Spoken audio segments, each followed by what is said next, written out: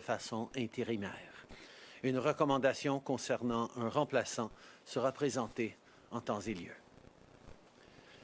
Monday will mark a year since the first recorded case of COVID-19 in Canada.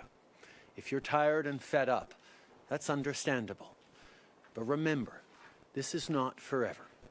With vaccines being rolled out, we're in the final stretch.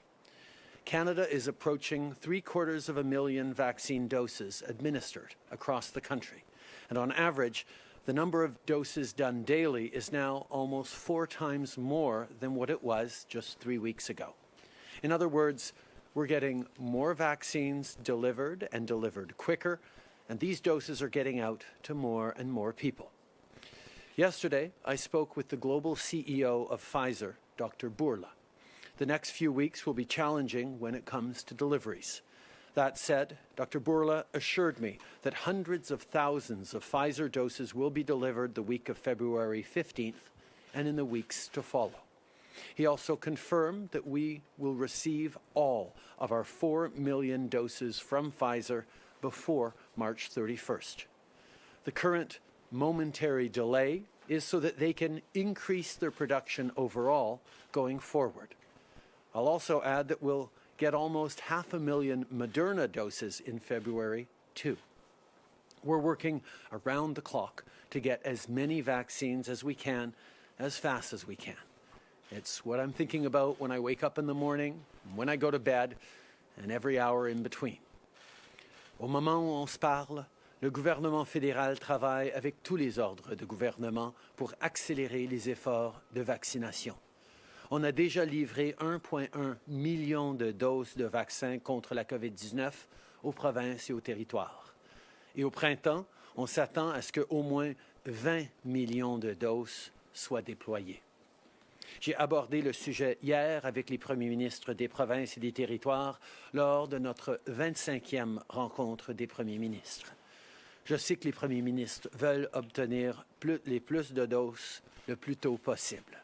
C'est ma priorité aussi. On maintient le cap pour offrir un vaccin à tous les Canadiens qui souhaitent se faire vacciner d'ici septembre.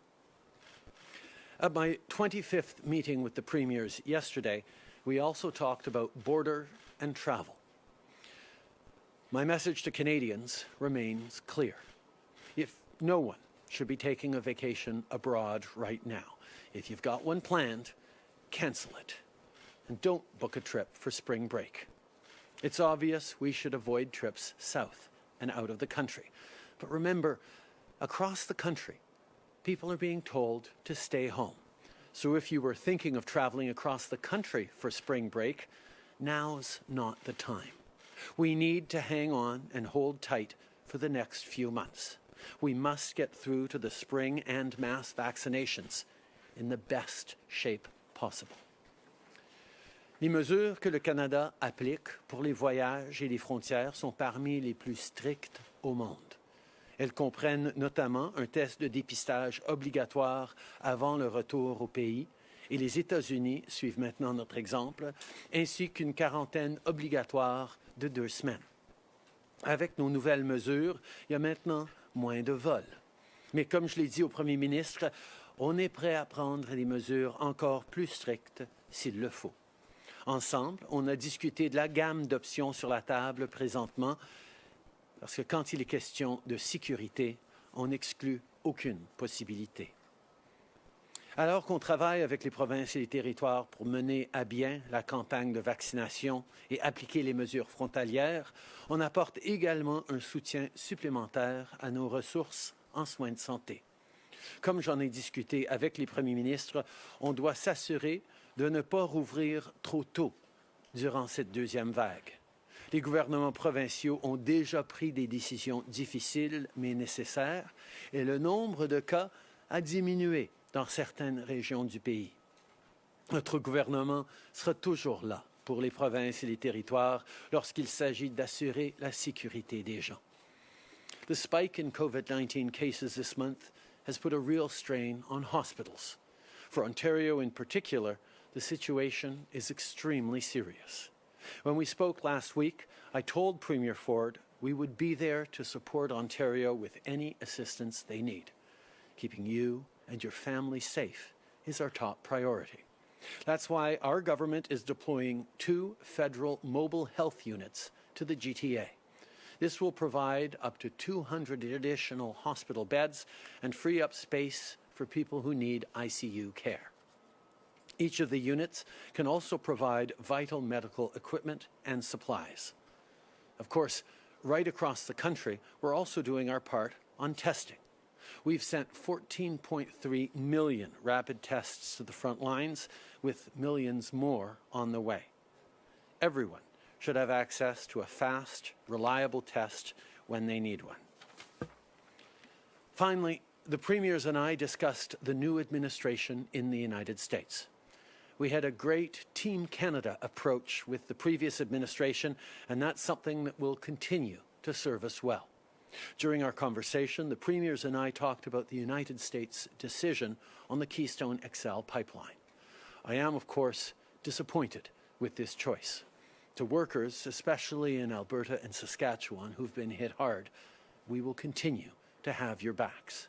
We will always stand up for good Canadian jobs. Canadians and Americans are more than just neighbors. We are allies, partners, and friends. Together, we've faced some of the greatest challenges the world has ever seen. So I know that we're ready to work shoulder to shoulder to defeat COVID-19 and rebuild economies that work for everyone. And this is something I look forward to discussing with President Biden when we speak on the phone later today. Je sais que le président Biden et moi, on est sur la même longueur d'onde à propos de la lutte contre les changements climatiques, de l'importance de créer de bons emplois pour la classe moyenne et de la nécessité de bâtir un monde plus pacifique et plus stable. Depuis longtemps, les Canadiens et les Américains font front commun face aux défis et aux changements. Ensemble, je sais que nous pouvons continuer à améliorer la vie des gens des deux côtés de notre frontière. Finally, I want to end this morning by recognizing that this will be an especially tough day for the people in La Loche, Saskatchewan. To everyone who lost someone, to the survivors, to the entire community, you are in our thoughts and in our hearts. I met many of you when I visited La Loche and spoke with students and teachers and community members. Your strength and courage is remarkable. In the last 5 years, we've worked together on new programs and resources for your school and funded cultural and language-based programs, on-the-land activities, and mental health services for students. But I want you to know today, we will continue to be there for you. Today and always, Canada stands with you. It's just who we are. People across this country stand there for each other when times are difficult, and we will continue to be there for you. Merci beaucoup. Thank you, Prime Minister. We'll now go to media. Start on the phone. One question, one follow-up. Operator. Thank you, merci. First question, Christy Kirkup, The Globe and Mail. Line open. Hello, Prime Minister.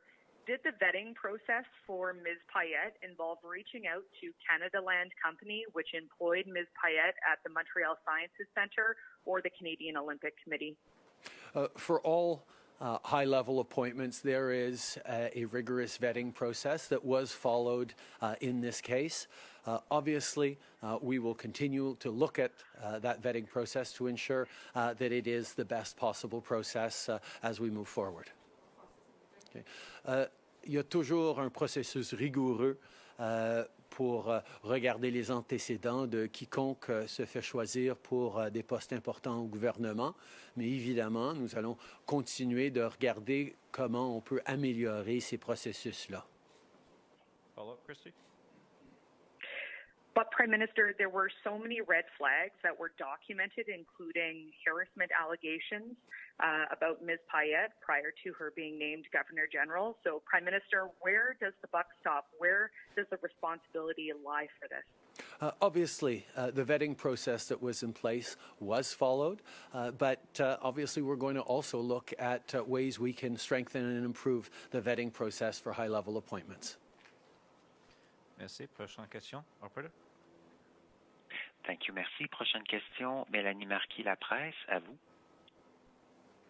Bonjour, M. Trudeau. Regrettez-vous d'avoir nommé Julie Payette au poste de gouverneur général? Je pense que Mme Payette, avec son emphase sur la science et le service, a amené énormément de positifs dans son service, mais évidemment, le droit à toute personne d'avoir un milieu de travail sain et sécuritaire est quelque chose dans lequel ce gouvernement croit profondément. Et c'est pour ça que nous avons accepté la démission de la gouverneure générale. Sylvie? Vous avez échangé, M. Trudeau, avec Mme Payette au téléphone mercredi soir. Que lui avez-vous dit? Est-ce que vous avez tenté de l'inciter à démissionner? J'ai eu la chance de m'asseoir en personne avec Mme Payette pour parler de la situation. Elle a exprimé qu'elle croyait que pour le bien de l'institution et du pays, elle devrait soumettre sa démission et je l'ai acceptée. Merci. Prochaine question. Operator. Thank you, merci. Prochaine question, Raymond Filion, TVA, à vous. Merci. Bon vendredi, M. Trudeau. Les voyages non essentiels, est-ce que votre gouvernement va imposer une quarantaine obligatoire aux voyageurs dans des hôtels à leurs frais quand ils rentrent au Canada, comme le demande le premier ministre Legault? Et sinon, pourquoi pas? C'est une possibilité qu'on est en train de regarder. Comme j'ai dit au premier ministre hier soir, on est en train de regarder toutes sortes de nouvelles mesures qu'on pourrait amener pour assurer qu'on est en train de protéger les Canadiens et décourager les voyages non essentiels. C'est un enjeu sur lequel on est tous d'accord, mais il faut se rappeler aussi que on dit constamment de ne pas faire de voyages non essentiels et en même temps, on a parmi les mesures les plus fortes au monde pour ceux qui voyagent, avec une quarantaine de 2 semaines qui est là depuis le mois de mars, avec des suivis qui sont faits pas seulement par le gouvernement fédéral, mais par la police locale pour assurer que les gens sont en train d'obéir à cette quarantaine avec des pénalités sévères et aussi maintenant des tests de dépistage obligatoires avant d'embarquer dans l'avion pour revenir au Canada. On a eu une bonne discussion hier soir avec les premiers ministres sur les différentes options et on va en avoir plus à dire dans les jours à venir. Alors, quelles sont ces options qui sont sur la table? Est-ce que l'idée, par exemple, d'interdire certains vols est encore une possibilité, certains vols vers l'étranger ou vers le Canada? Ce ne serait pas une bonne idée de nous le dire dès aujourd'hui, alors que des gens, encore ce matin, sont à planifier des voyages vers l'étranger? Comme j'ai dit il y a plusieurs jours, c'est pas le temps de planifier des voyages à l'étranger, particulièrement pas des voyages non essentiels ou de vacances, parce qu'on pourrait effectivement amener des nouvelles mesures sans préavis qui pourraient rendre beaucoup plus difficile le retour vers le Canada. Et on fait ça parce que notre priorité, ça va toujours être de protéger les Canadiens, particulièrement avec ces nouvelles variations de la COVID-19 qui sont un peu partout dans le monde. On se doit de se resserrer et d'assurer la protection des Canadiens. D'ailleurs, on sait que ces mesures devraient ne pas être nécessaires pour plus que quelques mois encore avec les vaccins qui vont arriver au printemps. On va entrer dans une nouvelle phase de cette pandémie, de cette lutte contre le virus, mais nous devons de respecter les règles et de faire attention pendant encore quelques mois d'hiver. We have been very, very clear, and I said it a few days ago, that people should not be planning non-essential travel or vacation travel outside of the country, particularly because, as I said a few days ago, we could be bringing in new measures that significantly impede your ability to return to Canada at any given moment without warning. Last night, I had a long conversation with the premiers about a number of different options that we could possibly exercise to further limit travel and to keep Canadians safe, and we will have more to say on those in the coming days. But the bottom line is this. It's not the time to travel, either internationally or even across the country. With spring break coming, people need to hunker down, stay home, make sure we kill this second wave of the virus so that we can get through into the spring and the increase in millions of doses of vaccines that will be arriving in Canada in the best position possible, particularly given the real concern about variants of COVID-19 that are being more and more documented around the world. Good morning, Prime Minister. Ashley Burke, CBC News. You did not use a committee like the past government to select Madame Payette as Governor General. You went with your own personal selection, and the vetting process couldn't have been that rigorous because it was pretty easy for me to find out that she left 2 past workplaces amid controversy and questions around her treatment of staff there. So why didn't your government ask some pretty basic questions about her ability to lead, and why won't you commit to using a committee to select the next Governor General? As I said, we are looking right now at processes that can be strengthened as we move forward, and we will have more to say on that as we make decisions. But why not use a committee? Obviously, that did not work the first time. We will continue to look at the best way to select people for the vice-regal appointments. It's an important role for Canadians, and we will look at how we can improve it. Nous allons toujours regarder comment nous pouvons améliorer le processus de vérification et de sélection du poste de gouverneur général. Prime Minister Tonda McCharles, Toronto Star. A lot of observers look at this and believe that you bear a lot of responsibility for your choice. I'd like to know, do you owe an apology to the workers at Rideau Hall, past and present, who suffered in that workplace? Do you owe an apology to them? Do you owe an apology to Canadians? I think as a government, we've demonstrated time and time again how important it is to create workplaces that are free and safe from harassment, and in which people can do their important jobs in safety and security. That is why we moved forward on significant measures for Parliament, for the public service, and why we consider that we needed to accept the resignation of Julie Bayette, given the concerns that were raised. Obviously, the work that has been done by people working at Rideau Hall over the past years has always been exceptional. They fulfill important duties for Canadians, and as we saw, were sometimes in very difficult situations. We want to thank them for their work and reassure them that we will continue to stand up for workplaces that are safe and secure everywhere in the government, but indeed across the country. Hello, Prime Minister. Amanda Connolly with Global News. Former governors general traditionally get an annuity worth roughly double or more what most Canadians earn in a year, plus an expense account of roughly $100,000 per year. My question has a couple of parts. Will Madame Payette get a full annuity and expense account despite resigning early? And given Madame Payette's record of questionable expenses, given the questions about her judgment on how she conducts herself, do you believe that she can be trusted to use those expenses responsibly, or will you change the rules to require public disclosure of those? This country has very clear rules and regulations and processes and procedures in place to follow on in these cases of reporting expenses or indeed on annuities for Governor Generals.